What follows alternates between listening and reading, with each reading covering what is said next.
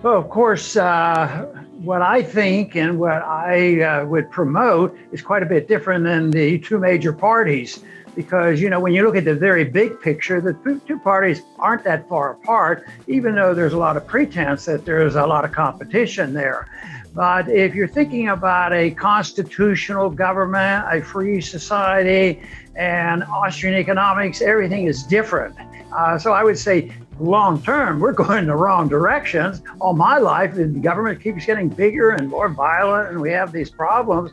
And the things I don't like are endorsed by both parties, whether it's deficits, the IRS's effort to collect taxes, the Federal Reserve, and these sorts of things. So they're there. But people will say, do you mean then that there's no difference between Trump and Biden?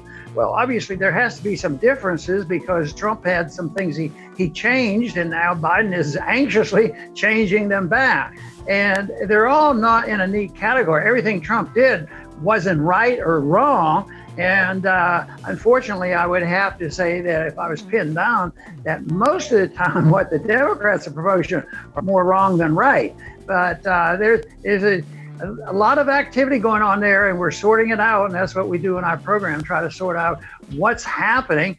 But quite frankly, spending is going to continue. I mean, look at what it did under the Trump administration, skyrocketing spending and deficits. And one thing, though, under Trump, maybe the big difference is that Trump did a good job on not raising taxes, and that's good. And he did reduce some regulations, and he did not start any major conflict around the world, although he wasn't quite with us as libertarians to have a non-interventionist foreign policy, because if that were the case, our overseas presence would shrink. And people say, well, then we wouldn't be safe. We have to have our presence to be safe. No, I think we're safer if we just minded our own business. Us fighting those wars that have happened in my lifetime, anywhere from Korea to Vietnam, the Middle East, all those wars, that didn't make us safer. It made us more vulnerable and certainly a lot poorer. That's the only choice they have. Our government is not going to stiff them. They're not going to go default. There'll be some of that in the free market. Some people will be denied, but take student loans. The students have been told that they're never going to have to pay. They're not, and they're backing off. Why pay it? Because we're going to get excused, especially under Biden. So that debt will, be liquidated in the sense that they won't owe it anymore. But since the government guaranteed it, it's going to add to the national debt. So the debt is going to be there.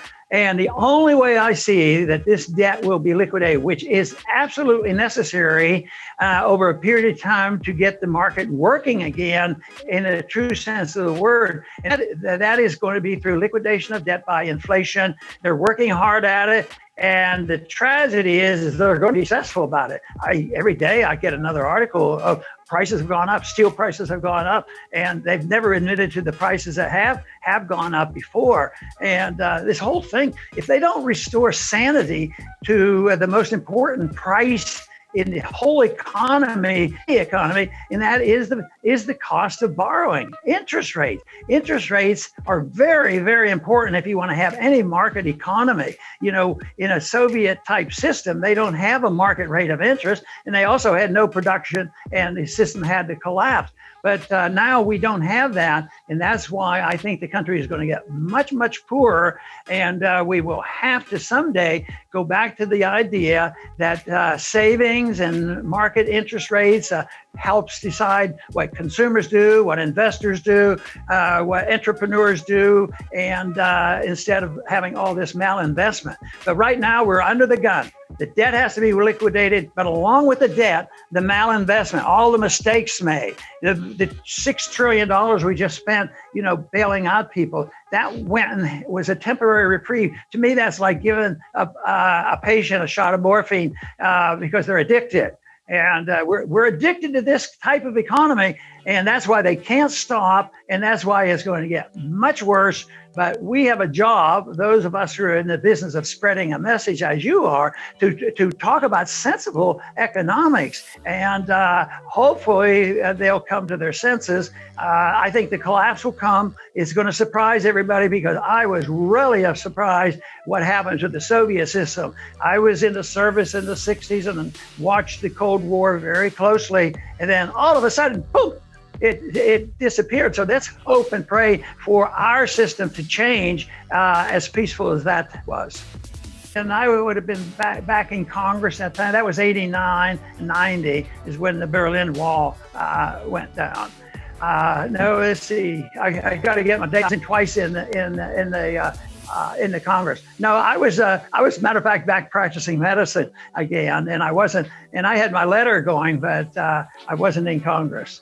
But I remember that the other date that I remember very vividly is August 15th, 1971, and that is when the gold window was closed and wage and price was going on, the Bretton Woods system broke down. That is going to go down in history as probably one of the biggest monetary history days ever.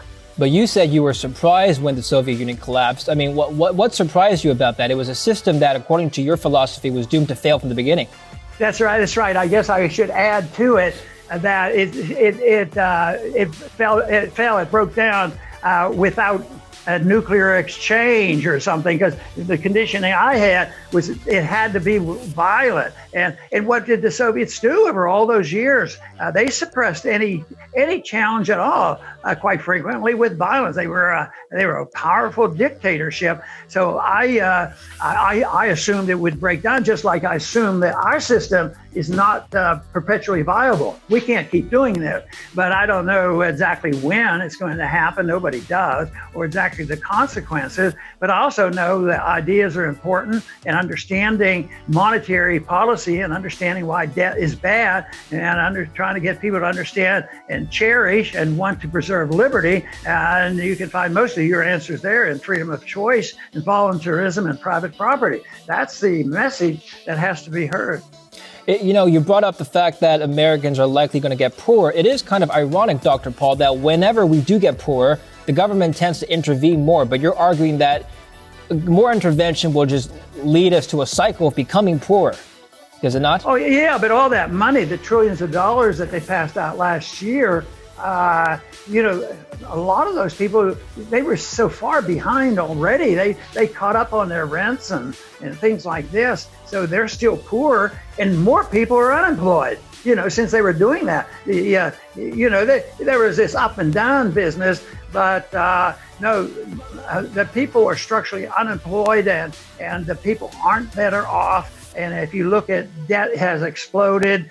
And I think I've done a little booklet on bankruptcy, the financial part, but the moral bankruptcy too, I think is important because of the dependency people have thinking that government and politicians can take care of themselves. And that's the purpose of the political promises, Republicans and Democrats. And they have to outpromise each other. We're going to take care of you. It's going to be okay. But it isn't that easy. There's still some rules and laws in nature and economics that prevail. And that is that the work ethic is pretty important. There has to be production, and there has to be free choices. And one thing is you can't get a healthy, thriving economy sorted out if you don't have the price of money and the interest rates. That's an important price, probably the most important price that we can talk about. Well, the proper policy is really tough under these circumstances, because the proper policy in a free market is just radically reduce the size and scope of government. But then you say, well, what would happen? Would the checks quit? Well, if you were going to do the right thing, they would have never been started, because you'd have to accept the principle that creating money and creating debt does not create more wealth. People think if they just print a lot of money and pass it out, the country will be wealthier. But I just think whether it's since the recession 10 years ago or what's gone on in this past year, people haven't gotten wealthier by governments just passing out more money.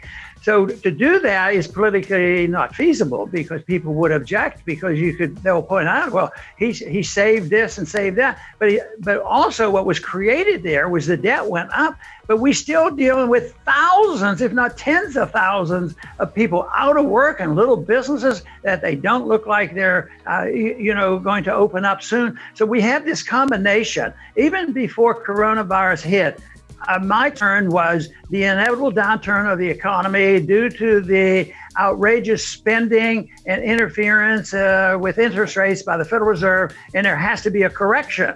And it started to correct, and then the coronavirus hit, and everybody panicked.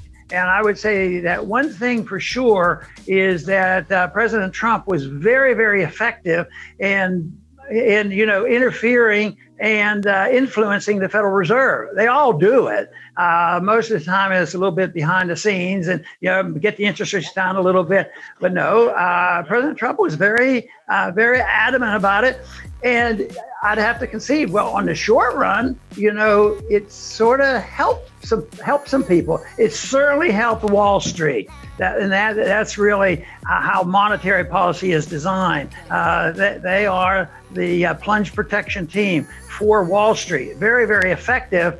But the reason why you can't endorse it is just blowing the bubble bigger. And since the new money doesn't create wealth, there has to be an adjustment. The debt will be paid for. It's not going to be paid for by Americans working harder and sending more money to Washington and running the debt down. That's not going to happen. But real debt has to be liquidated in order to ever get back on our feet again, in a true sense of the word. And it gets liquidated by inflation. And that's what they're working on. And it to me amazes me that our government, especially the Federal Reserve, announces that the policy is deliberate devaluation of the money and sticking it to the poor people and anybody who suffers from prices going up. Oh, well, we have to get prices going up at 2% a year.